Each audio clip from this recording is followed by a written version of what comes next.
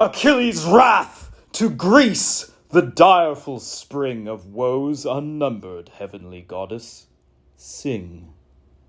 That wrath which hurled to Pluto's gloomy reign the souls of mighty chiefs untimely slain, whose limbs unburied on the naked shore, devouring dogs and hungry vultures tore.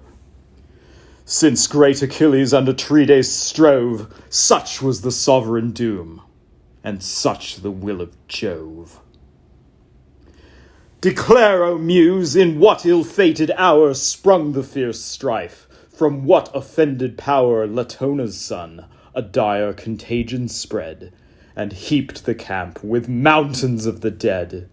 The king of men his reverent priest defied, and for the king's offense the people died. For Chryses sought with costly gifts to gain his captive daughter from the victor's chain. Suppliant the venerable father stands, Apollo's awful ensigns grace his hands. By these he begs, and lowly bending down, extends the scepter and the laurel crown.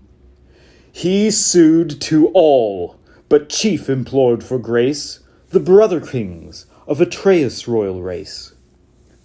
Ye kings and warriors, may your vows be crowned, and Troy's proud walls lie level with the ground. May Jove restore you when your toils are o'er, safe to the pleasures of your native shore. But oh, relieve a wretched parent's pain, and give Chryseis to these arms again. If mercy fail, yet let my presence move, and dread avenging Phoebus, son of Jove. The Greeks in shouts their joint assent declare, the priest to reverence, and release the fair. Not so Atrides. He, with kingly pride, repulsed the sacred sire, and thus replied, Hence on thy life, and fly these hostile plains, nor ask presumptuous what the king detains. Hence with thy laurel crown and golden rod, nor trust too far those ensigns of thy god. Mine is thy daughter, priest, and shall remain, and prayers and tears and bribes shall plead in vain, till time shall rifle every youthful grace, and age dismiss her from my cold embrace. In daily labors of the loom employed, or doomed to deck the bed she once enjoyed. Hence then, to Argos shall the maid retire, far from her native soil and weeping sire. The trembling priest along the shore returned, and in the anguish of a father mourned, disconsolate, not daring to complain. Silent he wandered by the sounding main, till, safe at distance, to his God he prays, the God who darts around the world his rays. O Smintheus, sprung from fair Latona's line, thou guardian power of Killa the divine, thou source of light, whom Tenedos adores, and whose bright presence gilds thy Chrysa's shores. If e'er with wreaths I hung thy sacred fane, or fed the flames with fat of oxen slain, God of the silver bow, thy shafts employ! Avenge thy servant, and the Greeks destroy! Thus Chryses prayed, the favouring power attends, and from Olympus' lofty tops descends. Bent was his bow, the Grecian hearts to wound. Fierce as he moved, his silver shafts resound. Breathing revenge, a sudden night he spread, and gloomy darkness rolled about his head. The fleet in view, he twanged his deadly bow, and hissing fly the feathered fates below. On mules and dogs the infection first began, and last the vengeful arrows fixed in man. For 9 long nights, through all the dusky air, the pyres, thick flaming, shot a dismal glare. But ere the 10th revolving day was run, inspired by Juno, Thetis' godlike son, convened to council all the Grecian train. For much the goddess mourned her heroes slain. The assembly seated, rising o'er the rest, Achilles thus the king of men addressed. Why leave we not the fatal Trojan shore, and measure back the seas we crossed before? The plague, destroying whom the sword would spare, 'tis time to save the few remains of war. But let some prophet or some sacred sage explore the cause of great Apollo's rage, or learn the wasteful vengeance to remove by mystic dreams, for dreams descend from Jove. If broken vows this heavy curse have laid, let altars smoke and hecatombs be paid. So heaven atoned shall dying Greece restore, and Phoebus dart his burning shafts no more. He said, and sat. When Calchas thus replied, Calchas the wise, the Grecian priest and guide, that sacred seer, whose comprehensive view the past, the present, and the future knew. Uprising slow, the venerable sage thus spoke the prudence and the fears of age. Beloved of Jove, Achilles, wouldst thou know why angry Phoebus bends his fatal bow? First give thy faith, and plight a prince's word of sure protection by thy power and sword, for I must speak what wisdom would conceal, and truths invidious to the great reveal. Bold is the task, when subjects grown too wise instruct a monarch where his error lies. For though we deem the short-lived fury past, 'tis sure the mighty will revenge at last. To whom Pelides, from thy inmost soul, speak what thou knowst, and speak without control. E'en by that God I swear who rules the day, to whom thy hands the vows of Greece convey, and whose blessed oracles thy lips declare, long as Achilles breathes this vital air. No daring Greek, of all the numerous band, against his priest shall lift an impious hand, not e'en the chief by whom our hosts are led, the King of Kings, shall touch that sacred head. Encouraged thus, the blameless man replies, nor vows unpaid, nor slighted sacrifice, but he, our chief, provoked the raging pest, Apollo's vengeance for his injured priest. Nor will the gods' awakened fury cease, but plagues shall spread, and funeral fires increase, till the great king, without a ransom paid, to her own Crisa send the black-eyed maid. Perhaps, with added sacrifice and prayer, the priest may pardon, and the god may spare. The prophet spoke, when with a gloomy frown the monarch started from his shining throne. Black choler filled his breast that boiled with ire, and from his eyeballs flashed the living fire. Augur accursed, denouncing mischief still, prophet of plagues forever boding ill. Still must that tongue some wounding message bring, and still thy priestly pride provoke thy king. For this are Phoebus' oracles explored, to teach the Greeks to murmur at their lord. For this, with falsehood is my honor stained, is heaven offended, and a priest profaned? Because my prize, my beauteous maid I hold, and heavenly charms prefer to proffered gold. A maid, unmatched in manners as in face, skilled in each art, and crowned with every grace. Not half so dear were Clytemnestra's charms, when first her blooming beauties blessed my arms. Yet if the gods demand her, let her sail. Our cares are only for the public weal. Let me be deemed the hateful cause of all, and suffer rather than my people fall. The prize, the beauteous prize, I will resign, so dearly valued and so justly mine. But since, for common good, I yield the fair, my private loss let grateful Greece repair, nor unrewarded let your prince complain that he alone has fought and bled in vain. Insatiate king, Achilles thus replies, fond of the power, but fonder of the prize.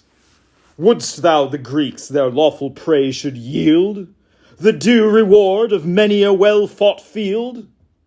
The spoils of cities razed and warriors slain we share with justice, as with toil we gain. But to resume whate'er thy avarice craves, that trick of tyrants may be borne by slaves. Yet if our chief for plunder only fight, the spoils of Iliad shall thy loss requite, whene'er by Jove's decree our conquering powers shall humble to the dust her lofty towers. Then thus the king, shall I my prize resign with tame content, and thou possessed of thine? Great as thou art, and like a god in fight, think not to rob me of a soldier's right. At thy demand, shall I restore the maid? First let the just equivalent be paid, such as a king might ask, and let it be a treasure worthy her, and worthy me. Or grant me this, or with a monarch's claim, this hand shall seize some other captive dame. The mighty Ajax shall his prize resign, Ulysses' spoils, or even thy own be mine. The man who suffers loudly may complain, and rage he may, but he shall rage in vain. But this when time requires. It now remains we launch a bark to plough the watery plains, and waft the sacrifice to Chrysa's shores, with chosen pilots and with labouring oars. Soon shall the sable ship ascend, and some deputed prince the charge attend.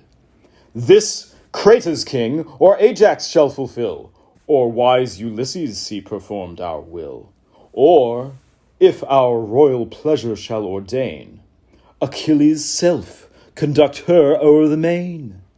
Let fierce Achilles, dreadful in his rage, the god propitiate, and the pest assuage. At this Pelides, frowning stern, replied, O tyrant, armed with insolence and pride! Inglorious slave to interest ever joined with fraud, unworthy of a royal mind! What generous Greek, obedient to thy word, shall form an ambush, or shall lift the sword? What cause have I to war at thy decree? The distant Trojans never injured me.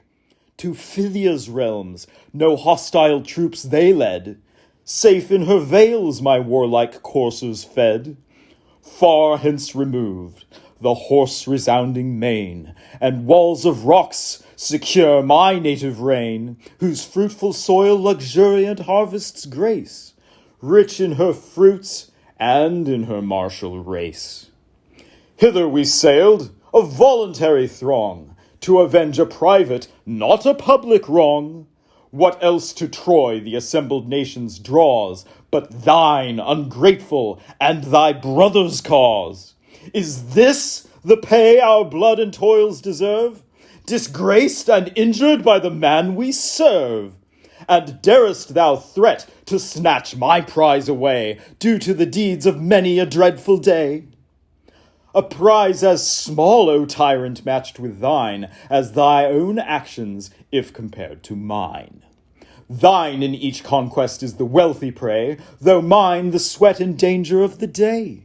Some trivial present to my ships I bear, or barren praises pay the wounds of war. But no, proud monarch, I'm thy slave no more. My fleet shall waft me to Thessalia's shore, left by Achilles on the Trojan plain. What spoils, what conquests shall Atrides gain? To this the king: Fly, mighty warrior, fly! Thy aid we need not, and thy threats defy. There want not chiefs in such a cause to fight, and Jove himself shall guard a monarch's right. Of all the kings, the gods' distinguished care, to power superior none such hatred bear. Strife and debate thy restless soul employ, and wars and horrors are thy savage joy. If thou hast strength, 'twas heaven that strength bestowed, for know, vain man, thy valor is from God. Haste! Launch thy vessels, fly with speed away.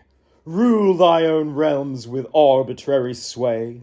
I heed thee not, but prize at equal rate thy short-lived friendship and thy groundless hate. Go, threat thy earth-born myrmidons, but here 'tis mine to threaten, prince, and thine to fear.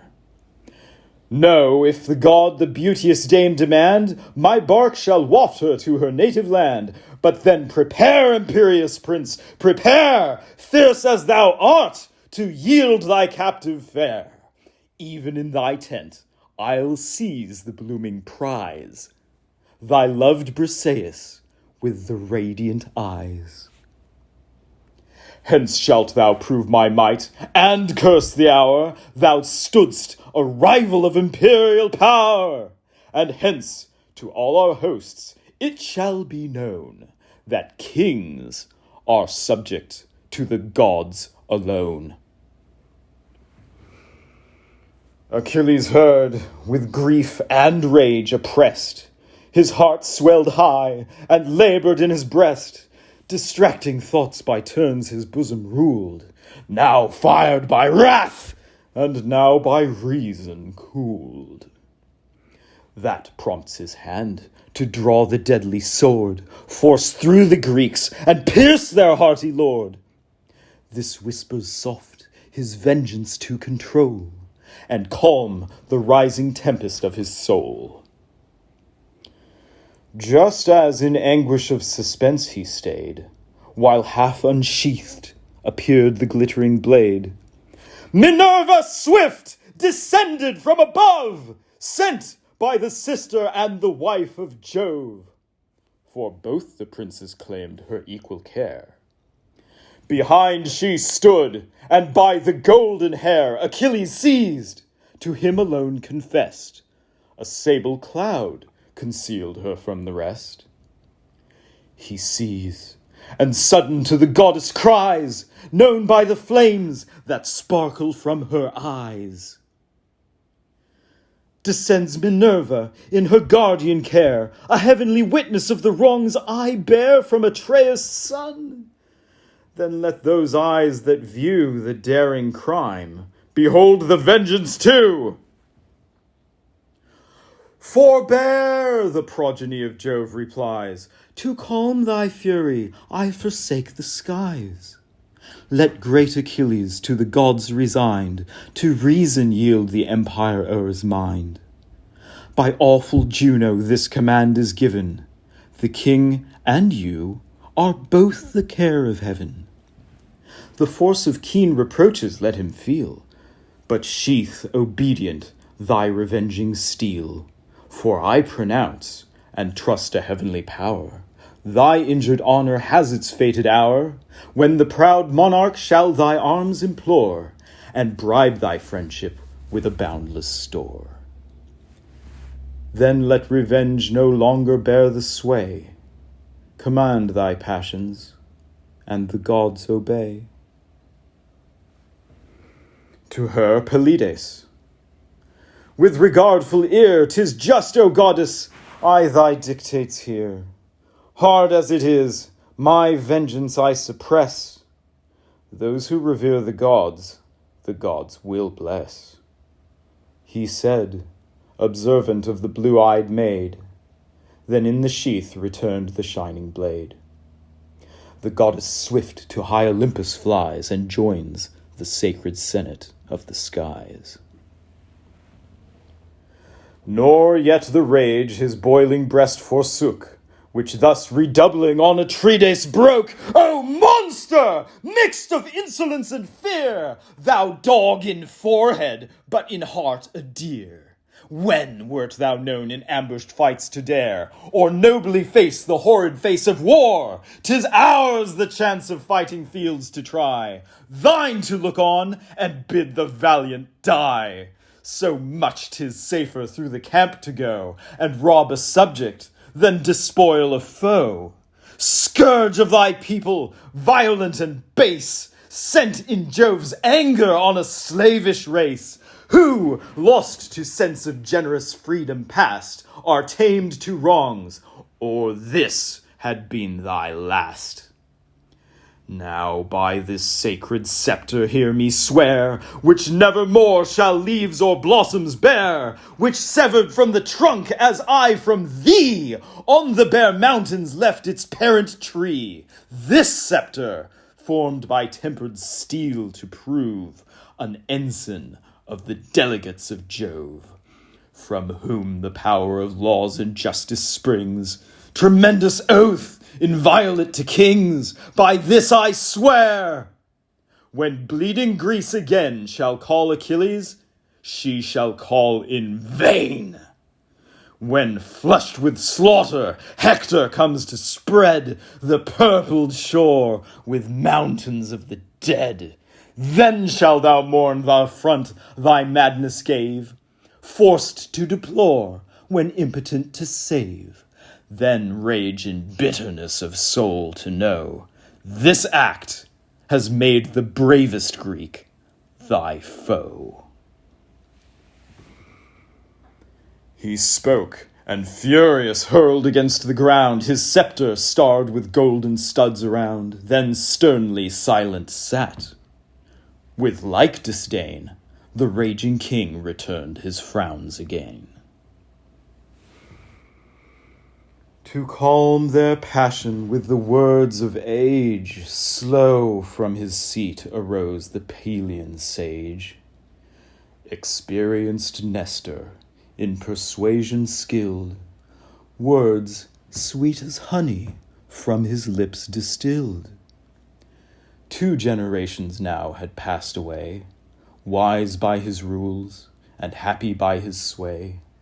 2 ages o'er his native realm he reigned, and now the example of the 3rd remained.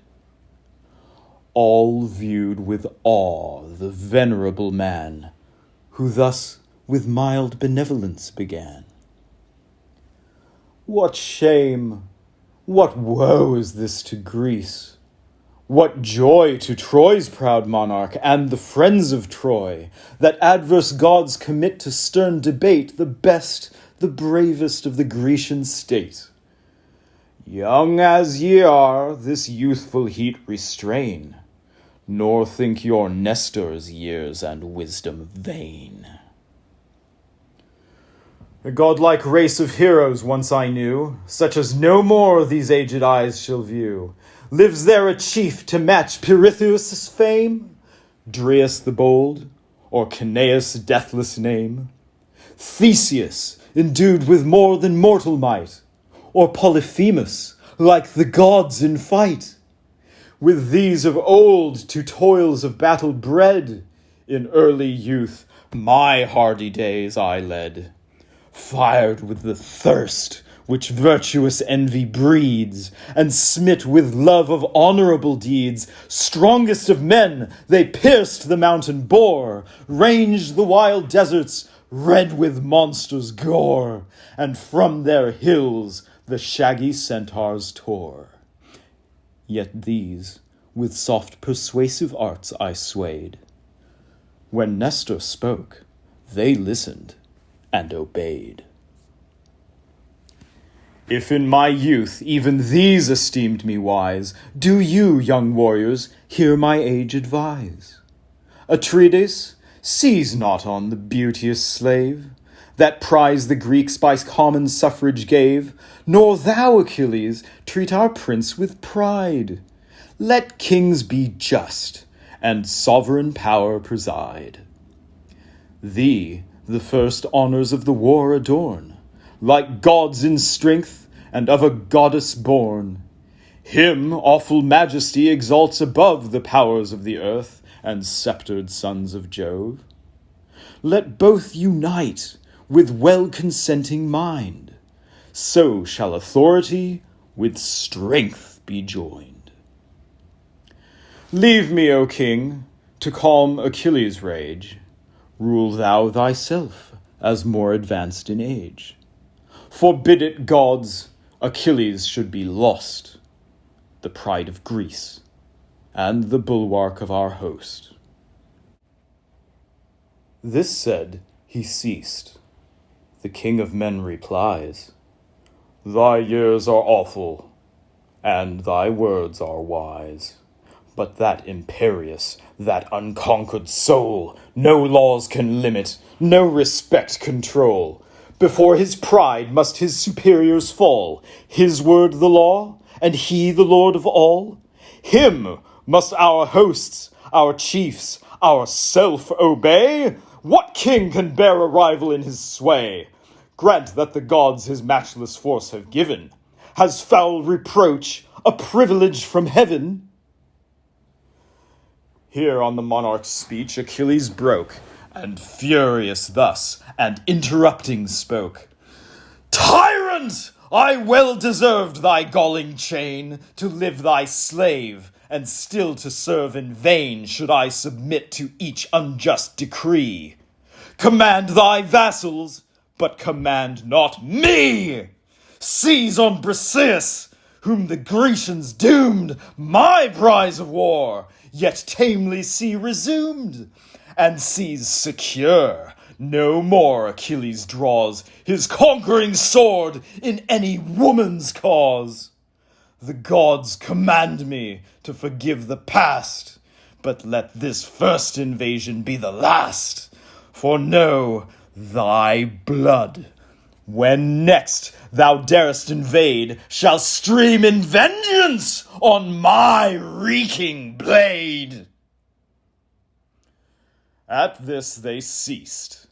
The stern debate expired. The chiefs in sullen majesty retired. Achilles with Patroclus took his way, where near his tents his hollow vessels lay. Meantime Atreides launched with numerous oars a well-rigged ship for Chrysa's sacred shores.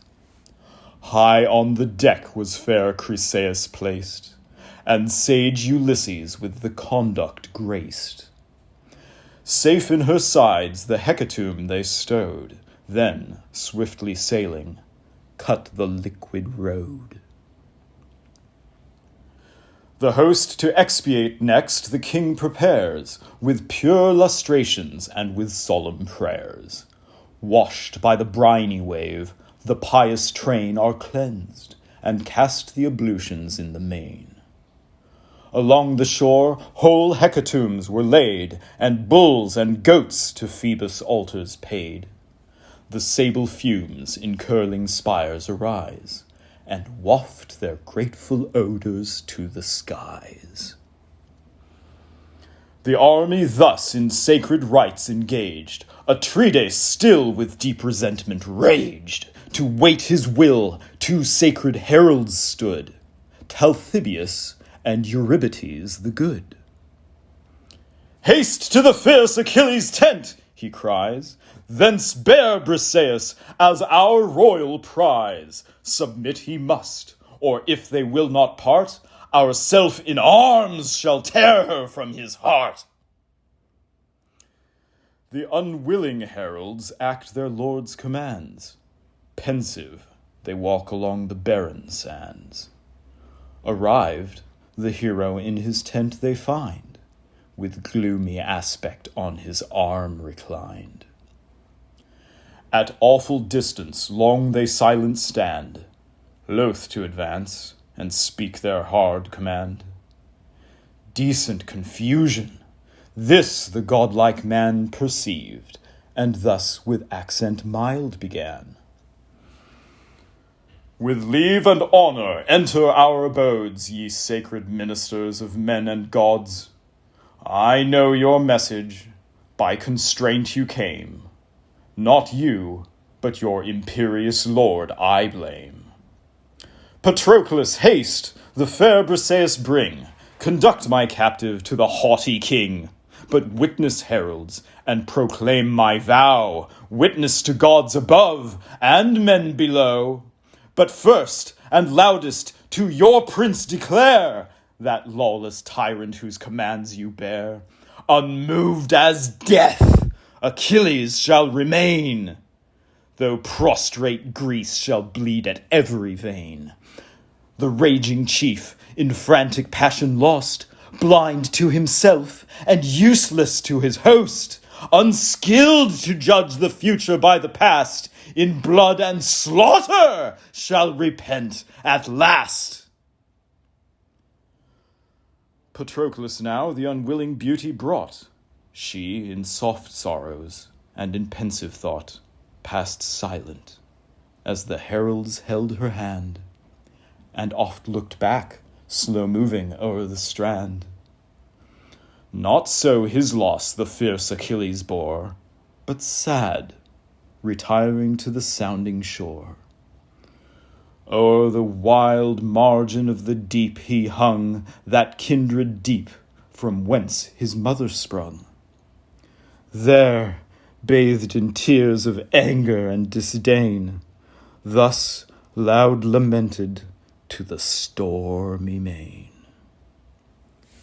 O parent goddess, since in early bloom thy son must fall by too severe a doom, sure to so short a race of glory born, great Jove in justice should the span adorn.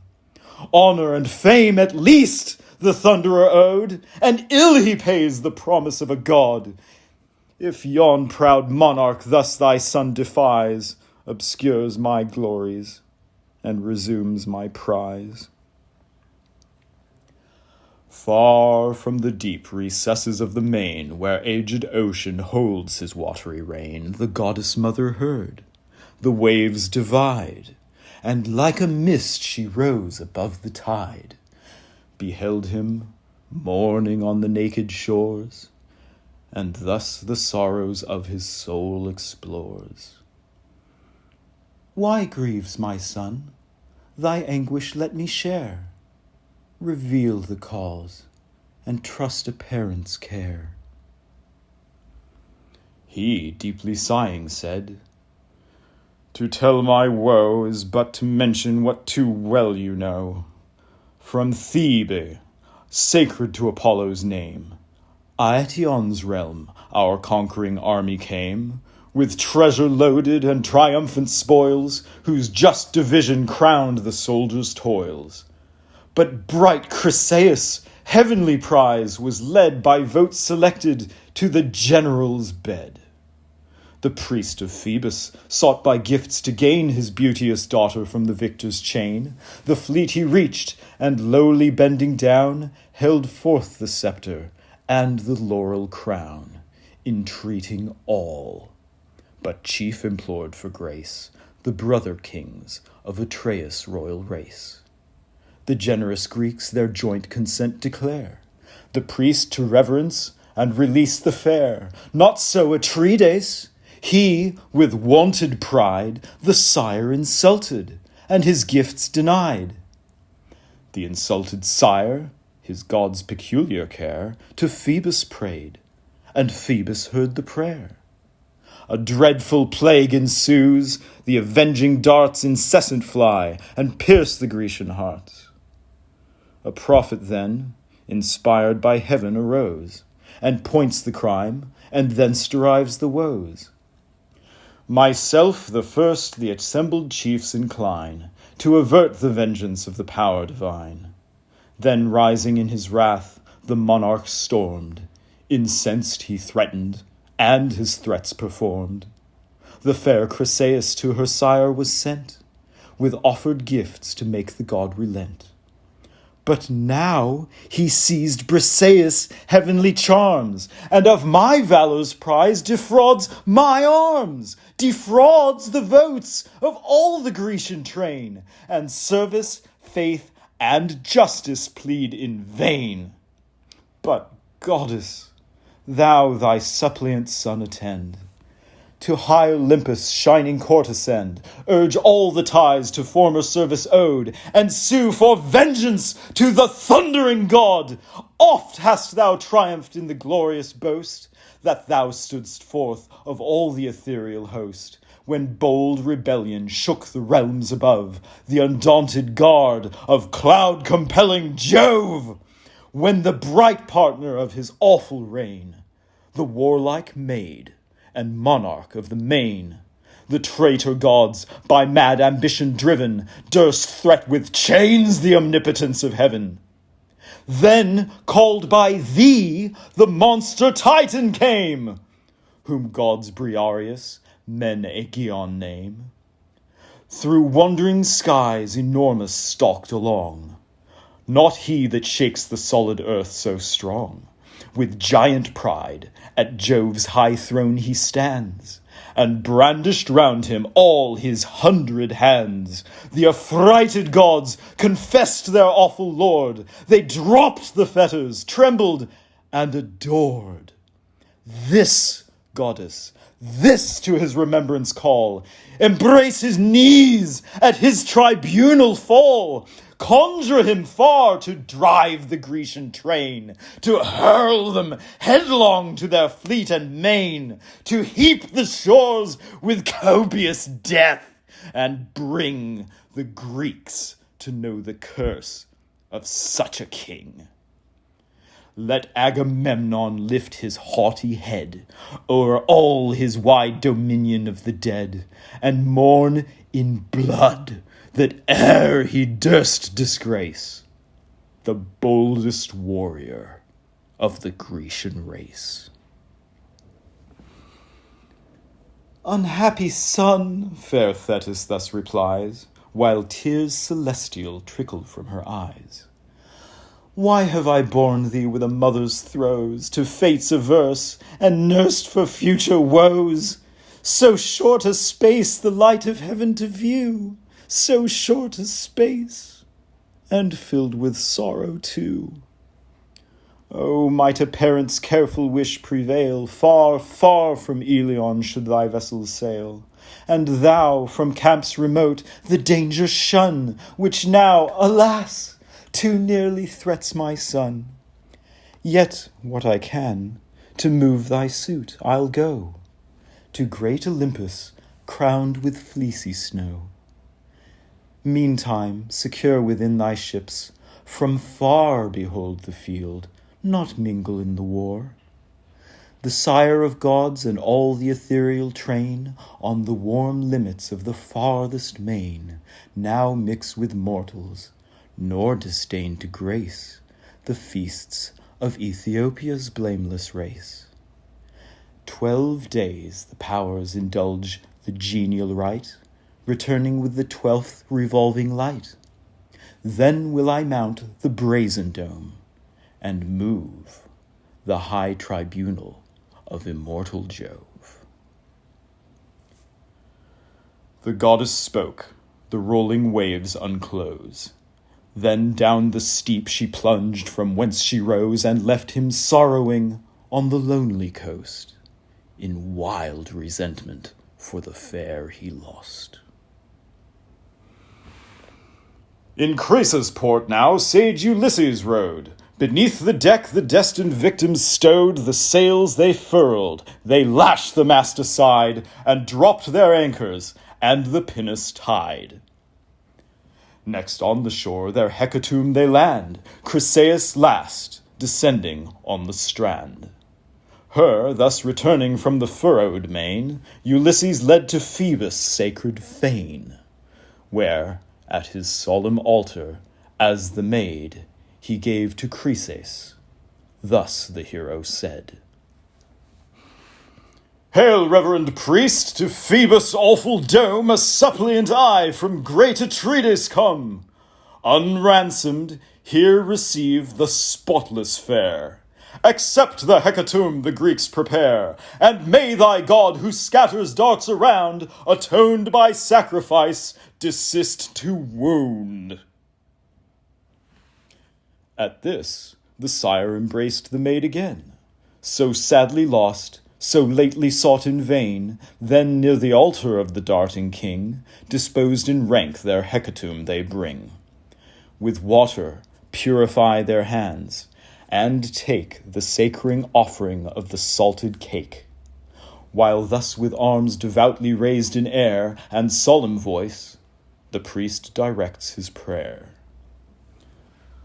God of the silver bow, thy ear incline, whose power encircles Killa the divine, whose sacred eye thy Tenedos surveys, and gilds fair Crisa with distinguished rays. If, fired to vengeance at thy priest's request, thy direful darts inflict the raging pest, once more attend, avert the wasteful woe, and smile propitious, and unbend thy bow. So Chryses prayed, Apollo heard his prayer, and now the Greeks their hecatomb prepare. Between their horns the salted barley threw, and with their heads to heaven the victims slew. The limbs they sever from the enclosing hide, the thighs selected to the gods divide. On these, in double cauls involved with art, the choicest morsels lay from every part. The priest himself before his altar stands, and burns the offering with his holy hands. Pours the black wine, and sees the flames aspire. The youth with instruments surround the fire. The thighs thus sacrificed, and entrails dressed. The assistants part, transfix, and roast the rest. Then spread the tables, the repast prepare. Each takes his seat, and each receives his share. When now the rage of hunger was repressed, with pure libations they conclude the feast. The youths with wine the copious goblets crowned, and, pleased, dispense the flowing bowls around. With hymns divine the joyous banquet ends, the paeans lengthened till the sun descends. The Greeks restored, the grateful notes prolong. Apollo listens, and approves the song.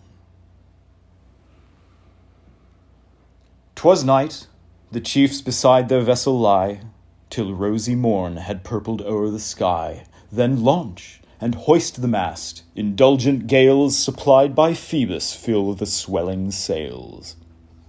The milk-white canvas bellying as they blow, the parted ocean foams and roars below.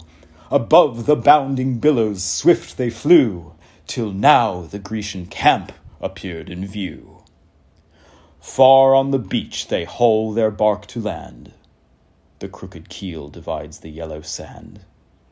Then part, where stretched along the winding bay, the ships and tents in mingled prospect lay. But raging still, amidst his navy sat the stern Achilles, steadfast in his hate. Nor mixed in combat, nor in council joined, but wasting cares lay heavy on his mind. In his black thoughts revenge and slaughter roll, and scenes of blood rise dreadful in his soul. 12 days were past, and now the dawning light the gods had summoned to the Olympian height. Jove, first ascending from the watery bowers, leads the long order of ethereal powers. When, like the morning mist in early day, rose from the flood the daughter of the sea, and to the seats divine her flight addressed, there, far apart, and high above the rest, the Thunderer sat, where old Olympus shrouds his 100 heads in heaven, and props the clouds. Suppliant the goddess stood, one hand she placed beneath his beard, and one his knees embraced. "If e'er, O father of the gods," she said, "my words could please thee, or my actions aid, some marks of honor on my son bestow, and pay in glory what in life you owe. Fame is at least by heavenly promise due to life so short, and now dishonored too. Avenge this wrong, O ever just and wise. Let Greece be humbled, and the Trojans rise, till the proud king and all the Achaean race shall heap with honors him they now disgrace." Thus Thetis spoke, but Jove in silence held, the sacred counsels of his breast concealed. Not so repulsed, the goddess closer pressed, still grasped his knees, and urged the dear request. "O sire of gods and men, thy suppliant hear! Refuse or grant, for what has Jove to fear? Or, oh, declare, of all the powers above, is wretched Thetis least the care of Jove?" She said, and sighing thus the god replies, who rolls the thunder o'er the vaulted skies. "What hast thou asked? Ah, why should Jove engage in foreign contests and domestic rage, the gods' complaints and Juno's fierce alarms, while I, too partial, aid the Trojan arms? Go, lest the haughty partner of my sway with jealous eyes thy close access survey. But part in peace, secure thy prayer is sped. Witness the sacred honors of our head, the nod that ratifies the will divine, the faithful, fixed, irrevocable sign. This seals thy suit, and this fulfills thy vows." He spoke, and awful bends his sable brows, shakes his ambrosial curls, and gives the nod, the stamp of fate and sanction of the god. High heaven with trembling the dread signal took, and all Olympus to the center shook. Swift to the seas profound the goddess flies, Jove to his starry mansions in the skies. The shining synod of the immortals wait the coming god, and from their thrones of state, arising silent, wrapped in holy fear, before the majesty of heaven appear. Trembling they stand, while Jove assumes the throne, all but the god's imperious queen alone. Late had she viewed the silver-footed dame, and all her passions kindled into flame. "Say, artful manager of heaven," she cries, "who now partakes the secrets of the skies? Thy Juno knows not the decrees of fate, in vain the partner of imperial state. What favourite goddess then those cares divides, which Jove in prudence from his consort hides?" To this the Thunderer, "Seek not thou to find the sacred counsels of Almighty Mind.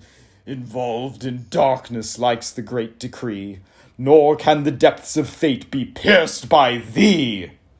What fits thy knowledge, thou the first shall know, the first of gods above and men below, but thou nor they shall search the thoughts that roll deep in the close recesses of my soul."